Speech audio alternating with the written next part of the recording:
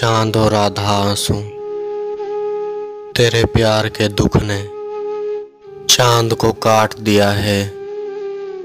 क्यों ना आधा आधा कर ले, आधा हिस्सा तू ले जाए, आधा हिस्सा मैं ले जाऊं। तू क्या जाने आधे चांद का मतलब क्या है।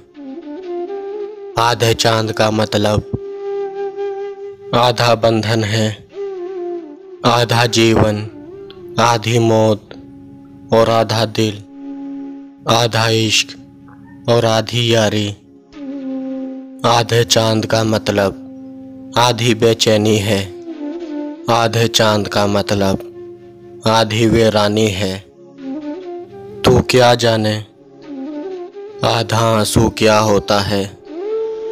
आधा आंसू आधे चांद से ज्यादा आधा होता है।